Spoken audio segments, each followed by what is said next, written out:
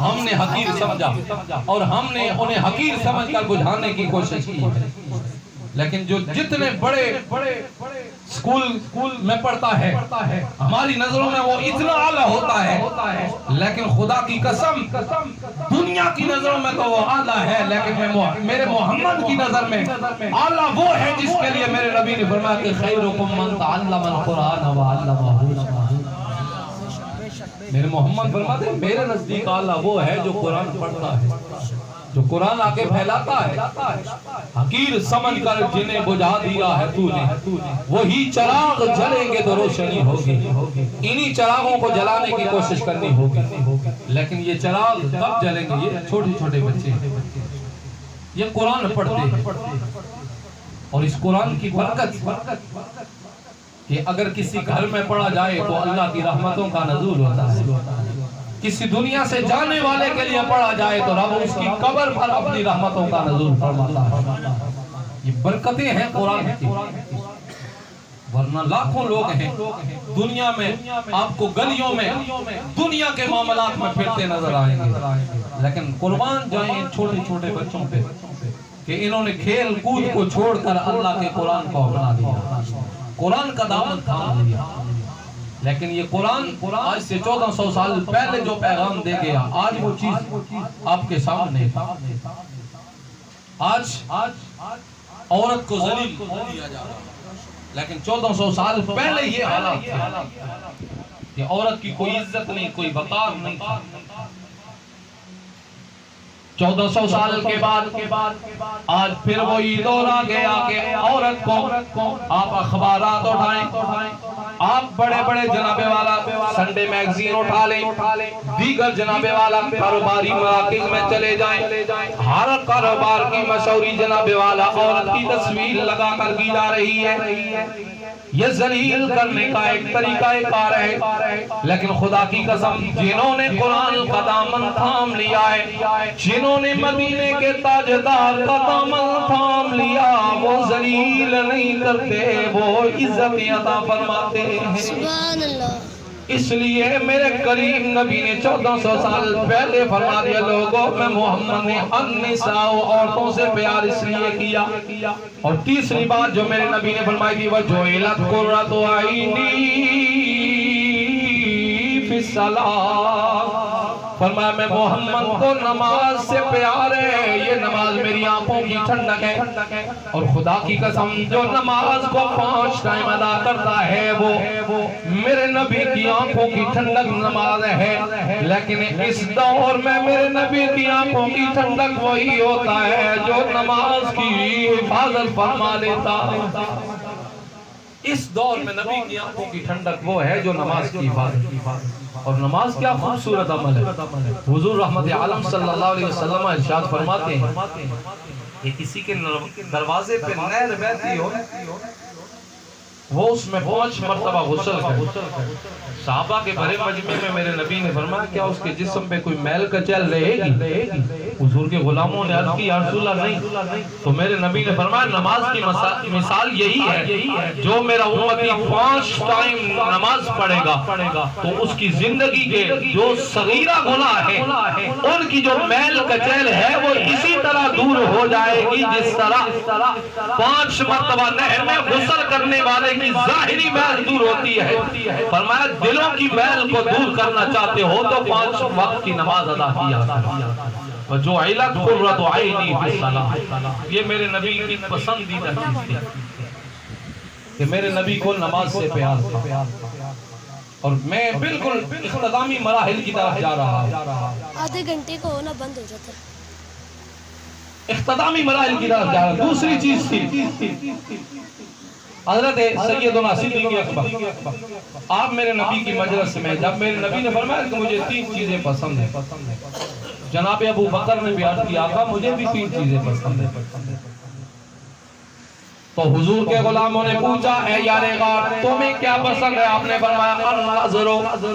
علی وجہ رسول اللہ صلی اللہ اللہ علیہ وسلم میرے نبی کے غلام نے فرمایا میری پہلی خواہش میری پہلی تمنا یہ ہے کہ چہرہ نبی کا ہو نگاہ یار غار ابو بکر کی ہو میں نبی کا چہرہ دیکھتا رہوں اس کا فیضان جناب ابو بکر کو غار ہرا غار سور میں بھی ملا ہے مکہ کی ساری سرزمین میں پھر مدینہ کی سرزمین میں رب العالمین نے یہی مقام عطا کیا ہے اور دوسری چیز جناب سیدنا صدیق اکبر نے یاد رکھی کہ دوسری میری خواہش یہ تمنا ہے کہ مال میرا ہو اللہ کے نبی کے نام جائے اور میرے نبی نے فرمایا لوگوں کرو ما نفعنی مال احد فرمایا جتنا نفع مجھے جناب ابو بکر کے مال سے ملا کسی کے مال سے نہیں ملا ہے اور جناب ابو بکر نے سارا مال رسول اللہ کے نام پہ خرچ کیا حتیٰ کہ جناب ابو بکر کا جب آخری وقت آتا ہے جناب ابو بکر کا جب آخری وقت آتا ہے جناب ابو بکر کا جب آخری وقت آتا ہے آپ کے ہاں کفن کے لیے کوئی ایسی چیز نہیں ہے ایسا کپڑا نہیں ہے یعنی سوائے ایک دو چادروں کے سارا مال رسول اللہ کے نام پہ خیرات کر دیا لیکن وقت کا امیر المومنین بھی ہے وقت کا حاکم بھی ہے لیکن جناب صدیق اکبر نے یہ پیغام دیا لوگوں میں نے رسول اللہ کے بعد مدینہ میں حکومت کی ہے لیکن ریاست مدینہ میں رہ کے بیت المال کا مال اپنے جسم پہ لگایا نہیں خود نہیں کھایا رسول اللہ کی ساری امت پہ خرچ فرما دیا دوسری میری خواہش ہے کہ مال میرا ہو نام نبی کے لگ جائے اور تیسری خواہش ہے ان تکون ابنتی تحت اعلی رسول اللہ صلی اللہ علیہ وسلم فرمایا دوسری خواہش میری ہے کہ بیٹی میری ہو اور نکاح رسول اللہ کے میں آ جائے تو ابو بکر کی تینوں خواہشوں کو میرے رب نے قبول بھی فرما لیا ہے اور ابو بکر کو یہ اعزاز بھی عطا کیا ہے کہ رسول اللہ کائنات صلی اللہ علیہ وسلم کے نکاح میں کئی عورتیں آئیں بعض روایات میں 11 تھی باہر روایات میں 9 تھی لیکن ان سب میں اگر یہ اعزاز اللہ نے کسی کو عطا کیا تو ایک حضرت ام المومنین جناب عائشہ صدیقہ تھی جو کمواری رسول کائنات صلی اللہ علیہ وسلم کے نکاح میں آتی ہے اور رسول اللہ کی ساری ازواج مطہرات میں یہ اعزاز حضرت عائشہ صدیقہ کا ہے کہ گود سر رسول اللہ کا ہوتا تھا گود اما عائشہ صدیقہ کی ہوتی تھی اور جناب جبرائیل امین اللہ کا قرآن لے کر آ جاتے تھے سبحان اللہ کیا خوبصورت اعزاز تھا حضرت عائشہ صدیقہ کا اور تیسرا مقام جو اعزاز حضرت اما عائشہ صدیقہ کو میرے رب نے عطا کیا کہ میرے نبی کی زندگی کا آخری کثیر وقت جو تھا زندگی کا آخری وقت وہ حضرت عائشہ کے حجرے میں گزرا صرف وقت نہیں گزرا بلکہ رسول کائنات صلی اللہ علیہ وسلم کی بارگاہ میں جب حضرت اسرائیل موت کا پروانہ لے کے آئے تھے تو اس وقت بھی گود حضرت اما عائشہ کی تھی سر رسول اللہ کا تھا فرماتی ہیں میرے نبی کا آخری وقت ہے تو حضرت سیدنا صدیق اکبر کے لخت جگر حضرت اما عائشہ صدیقہ کے بھائی ہاتھ میں مسواک لیے رسول کائنات صلی اللہ علیہ وسلم کی بارگاہ میں آئے تو میرے نبی نے اپنی نگاہ ٹکی باندھ کر مسواک پہ رکھی حضرت عائشہ چونکہ رازدار نبوت تھی سمجھ گئی کہ میرے نبی مسواک کرنا چاہتے ہیں زندگی کے آخری لمحے مسواک سے پیار تھا رسول اللہ کو حضرت عائشہ نے وہ مسواک لیا اپنے دانتوں میں چبا کر حضور کو عطا فرمایا تو یہ اعزاز بھی اللہ نے حضرت اما عائشہ صدیقہ کو عطا فرمایا یعنی یہ تین خواہشیں تھی حضرت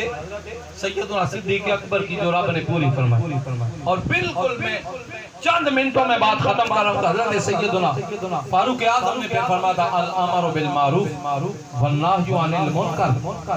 والصوب الخالق فرمایا مجھے بھی تین چیزیں پسند ہیں بھلائی کا حکم دینا اور لوگوں کو برائی سے روکنا اسی آیت کو بس ہمارے حکمرانوں نے اسی آیت کا سہارا لے کر اسلام آباد کی سرزمین پہ آج سے کچھ ماہ قبل ایک جلسہ کیا تھا امر بالمعروف نہی عن المنکر، لیکن ظاہراً آیت کا یہ سہارا تھا، لیکن قرآن کی تذلیل اس جلسے میں ان بغیرتوں نے کی۔ میرے لیے کوئی قابل عزت نہیں۔ اس کائنات میں نے جمعے پہ عرض کیا تھا کہ اگر 74 سال میں اس خطے کے لیے ہمیں کوئی مخلص حکمران ملے تھے تو ایک قائد ملت اسلامیہ محمد علی جناح تھے، اور دوسرا اگر کوئی مخلص تھا اس خطے کے لیے تو قائد ملت اسلامیہ امام شاہ احمد نورانی صدیقی علیہ الرحمہ تھے۔ ورنہ ان 74 سالوں میں آپ کو مخلص کوئی نہیں اس خطے کے لیے ملا، ہر کوئی جو ملا ہے وہ اپنی سیٹ سیدھی کرنے کے لیے بس۔ اور بندہ نعرہ مارے کہ میں ریاست مدینہ، اور سہارا لے آیت اس کا ان اللہ امر بالمعروف نہی عن المنکر، لیکن بھلائی کا حکم نہ اس جلسے میں ہو، برائی کا حکم لوگوں کو دیا جا رہا، تو بتاؤ یہ قرآن کی عزت کر رہا ہے؟ یہ قرآن غور کرنے کی بات ہے، بغیر کسی سیاسی اختلاف کے، بغیر کسی سیاسی اختلاف کے آج ہم اپنا وقت دن رات ان لوگوں کے لیے ضائع کر رہے ہیں جو قرآن کی یہ عزت کرتے ہیں، ان کے لیے وقت نہ ضائع کرتے ہیں، قرآن کو وقت دو، رب کے محبوب کی شریعت کے لیے وقت اپنے وقت کرو۔ امر بالمعروف نہی عن المنکر یہ مطلب ہے، یہ حضرت سیدنا فاروق اعظم کی خواہش تمنا تھی زندگی کے میں برائی کو ختم کروں اور نیکی کا حکم لوگوں کو دوں، لیکن فاروق اعظم کی زندگی ریاست مدینہ میں کیا خوبصورت پیغام دیا۔ ایک شرابی شراب لے کے آ رہا ہے، جلال فاروق اعظم کا اتنا تھا کہ اس نے دیکھا نا کہ آگے سے فاروق اعظم آ رہے ہیں، ہاتھ میں شراب ہے، اب اسے پتا تھا کہ آگے سے رسول اللہ کا غلام حکمران آ رہا ہے، سزا ملے گی۔ قریب آیا تو حضرت فاروق اعظم نے فرمایا جوان تیرے ہاتھ میں کیا ہے؟ کہنے لگا سرقہ ہے۔ دل میں اپنے رب کی بارگاہ میں عرض کی مالک آج میری عزت رکھ لے، آئندہ کبھی اس ہاتھ میں شراب نہیں آئے گی۔ تو بس پھر میرے رب نے حضرت فاروق اعظم کے سامنے اس کی عزت رکھی، جب اس نے کہا نا سرقہ ہے تو وہ رب نے حقیقتاً اس کو شراب نہیں رہنے دیا، اسے سرقہ بنا دیا۔ حکمران ہوتے ہیں تو ایسے کہ جنہوں نے حقیقتاً لوگوں کو بدلا ہے۔ امر بالمعروف نہی عن المنکر پر لوگوں کو پیغام تو بندہ اور دے، لیکن اگر اس پہ غور کرے خدا کی قسم اسی دل کی بات ہے، اسی دل کی بات ہے جس دن اسلام آباد کی سرزمین پہ جلسہ میں مظفر آباد سے واپس ایک پروگرام سے پلٹ رہا تھا، راستے میں ہم نے اس مقام کے قریب سے جب گزرے تو اپنی آنکھوں سے دیکھا کہ اس جلسے میں خدا کی قسم عورتوں کی عزتوں کے ساتھ کھیلا جا رہا تھا، اور ادھر ظاہراً قرآن کی آیت یہ پڑھی جا رہی ہے امر بالمعروف نہی عن المنکر کہ لوگوں ہم تو لوگوں کو بھلائی کا حکم دے رہے ہیں۔ میں نے کہا یہ کون سی بھلائی ہے؟ قرآن تو یہ کہتا ہے کہ عورت کی عزت کرو، اس کے پردے کا خیال کرو،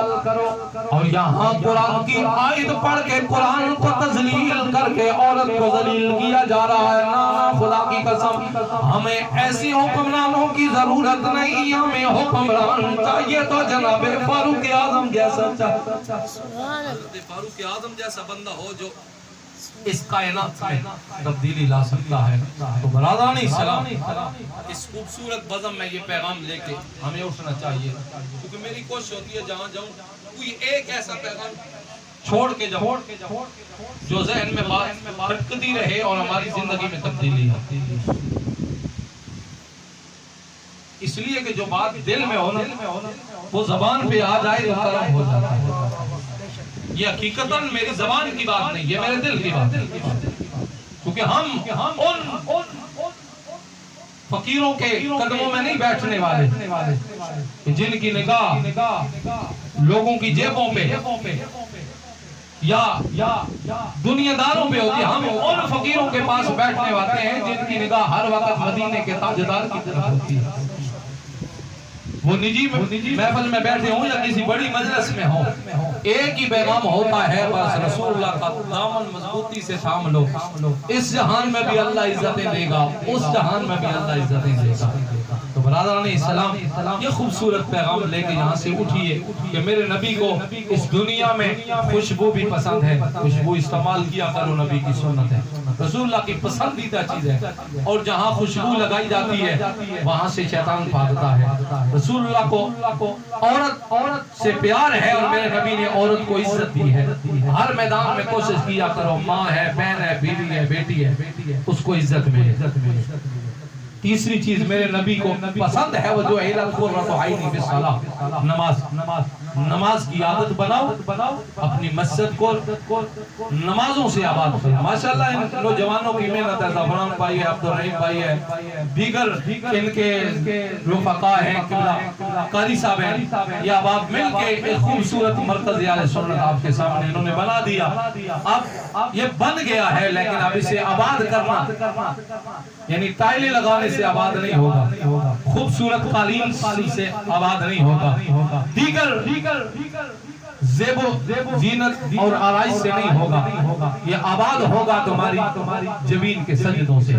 تو کوشش کیا کریں اس گھر کو آباد کرنے کے لیے، اس میں نمازیں پڑھا کریں، جمعے پہ دیگر، چونکہ ہم جب جائیں گے اینڈ جمعے والے دن خطبہ جمعہ کے کوئی واضح و نصیحت درس و بیان سنیں گے نہیں تو ہمیں پتہ کیا چلے گا کہ دین ہمیں کیا پیغام دے رہا ہے۔ پھر وہی سوچ آئے گی نا کہ وائنا قامی متائے کارواں جاتا رہا، کارواں کے دل سے احساس زیاں جاتا رہا، قلب میں سوز نہیں، روح میں احساس نہیں، کچھ بھی پیغام میں محمد ہمیں پاس نہیں۔ اس لیے یہ میرے نبی کا پیغام ہے، نماز، اس نماز سے پیار کیجئے، اور پھر اپنی نگاہوں کو دنیا کی خواہش اور تمنا کی طرف نہ لگائیے۔ ہر وقت یہ خواہش، یہ تمنا رکھو کہ نگاہ یہ ہو مدینے والے کا دیدار ہو جائے، زبان پر نبی پہ درود رکھیے، اپنی آنکھوں کو پاک کیجئے، انشاءاللہ ایک وقت آئے گا مدینے والا کرم فرمائے گا۔ اگر علامہ اقبال جیسے لوگ وہ بھی گول میز کانفرنس میں جا کے مصطفیٰ کے دیدار سے خود بھی مشرف ہو سکتے ہیں، اور ایک عیسائی عورت کو مصطفیٰ کا دیدار کرا کے اس کو ایمان کی دولت عطا فرما سکتے ہیں، تو پھر رب کا کرم ہر کسی پہ ہو سکتا ہے کہ ایک عیسائی عورت کو مصطفیٰ کا مختہ نظر آئے، زبان پہ نبی کا کلمہ جاری ہو جائے، ہم تو پھر نبی کا کلمہ پڑھنے والے ہیں۔ علامہ اقبال غلام ہیں، داتا علی اجمیری کے لنگر کھانے والے ہیں، تاجدار گولڑا کے غلام، سلطان باہو کے غلام، تو انہوں نے ساری زندگی رب رسول کو راضی کیا۔ اللہ تعالیٰ میری اور آپ کی حاضری اپنی بارگاہ میں قبول فرمائے۔ جس مرحوم کے لیے اس مجلس کا اہتمام کیا گیا، اللہ کریم انہیں کروٹ جنت نصیب فرمائے۔ اللہ آپ جیسے نیک لوگوں کا صدقہ مجھ گناہگار کی مغفرت فرمائے۔ وآخر دعوانا الحمدللہ رب العالمین۔